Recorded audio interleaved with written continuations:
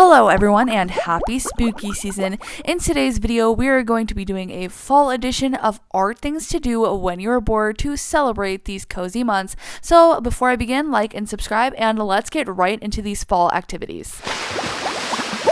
The first craft is to create a spooky fall doormat. So to do this, I took a design that I already made for this spooky season of all of the autumn essentials, and I decided to go ahead and fill that all in black to kind of create silhouettes of the shapes that I needed.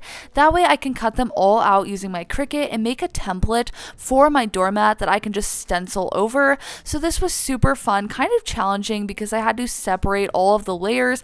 That way I could make sure I could make them all the right size. But once I had done that, then it was time to let the Cricut do its magic and cut out all of my shapes and designs, which was super fun and satisfying to watch. That way I created stencils like this for the words and all of the shapes as well. If you don't have a Cricut or you just don't want to do something that complex, you can also just cut out stencils yourself, or you can just go ahead and do straight freehand on your doormat. It's totally up to you. I just went the stencil route to kind of create the design that I wanted and to make sure I could imitate the design that I already had in mind. So then I cut out all of the paper and made these little stencils, and then it was time to organize them on the mat. I tried to keep them in the same order they were in my original design, and I just put them all over the doormat, making sure to take up the right amount of space, and I think it turned out super cute. But now it's time for the fun part, which is actually the painting of the doormat, and to make it actually look all nice and spooky, I decided to try and use the sticker paper, but it didn't really stick to the doormat that well, so instead I brought in some trusty tape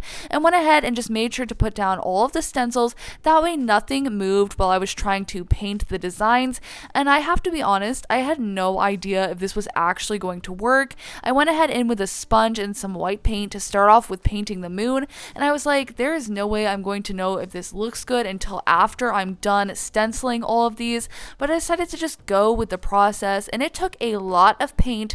The doormat is super thick, so to get into all of the bristles, I used a paintbrush and made sure to push pretty hard and make sure that I could fill all of the colors.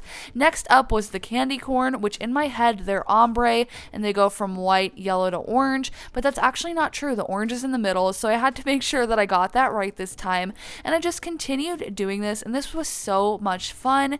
And looking back on it, I definitely don't think that you need stencils. I think you could do a really good job freehand too, but this was so much fun. I love the design that I chose too.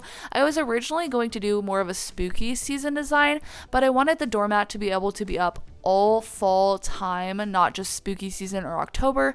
So I wanted to make it a little more fall and a little less spooky. So that's the route that I went with, using this little autumn essentials design, which I thought was a super cute touch. I also really like this design and think it would be so cute on tote bags and things like that, but let me know what you think about that. But anyway, then I went ahead and just kept on using the same techniques of just pushing the paintbrush into the design over and over and over, and again having no idea if it was going to work out or if the stencils were actually stenciling and doing their job. I had no clue yet, but I just kept on going with the process and trusting that it was hopefully working out. I even tried to do some blending on the doormat, like with this fall leaf where I made it orange to red, and that was super fun, and it was blended super well. Since the doormat is so thick, it stays wet for a long time, which is very useful for blending. And then it was time to move on to this cute little orange pumpkin, which I made orange and black to keep consistent with the rest of my colors. And then it was time to move on to the next pumpkin, which for this one I went a little outside of the color scheme and made it this cute little light pink, but I just had to. I couldn't resist the opportunity to create a light pink cute pumpkin. And then for the last stencil, it's actually an apple, so I decided to make the inside of it white and then try to do kind of a border pattern of a red outside, which was really hard to do, but I still think it worked out pretty well and still translated the idea, so I was pretty happy with it, and it was super fun and looking super cute. But again, at this point I had no idea, so it was time to unveil what has been created so far, and it actually worked pretty well. I was actually super impressed, but I didn't think the design was bold enough, so I went ahead and freehanded some black outlines around all of the designs anyway, just to make sure that it all popped and just to fill up the space a little bit more and make sure that the design filled the entire rug. And I feel like this made the biggest difference in outlining all of the designs and adding a couple of little details everywhere, including just some line art for the pumpkins and for the candy corn. I think it made the biggest difference and really created the effect that I was going for. I really like the idea too of having a custom doormat that nobody else is going to have decorating your front porch for the season. I just feel like that's such a cozy and fun idea. And then I decided to give this pumpkin a cute little face because I couldn't resist the idea of making it into a jack-o'-lantern for autumn essentials. And finally, I outlined the autumn leaf as well. And then I was finally finished with the doormat, and I think it turned out so well. After I added in a couple of sneaky sparkles, of course, because you know that I had to, which was a really fun touch to add to the design.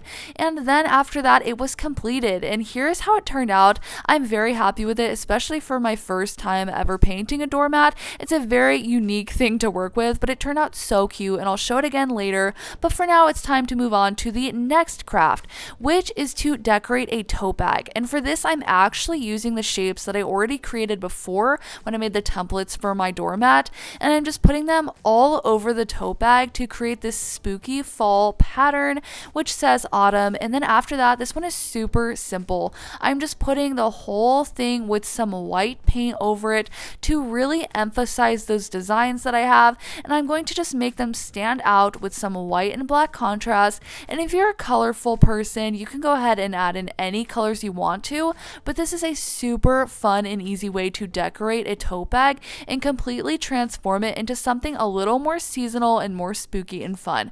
So this one is a super simple one, but it makes the biggest difference in transforming an item into something new. So here is how this one turned out, and it was again a super simple one but super fun. And now it's time for the last art thing to do when you are bored, which is actually my favorite. And you get this art print and sticker sheet set, and you get to use all of these stickers to decorate your own witch's room.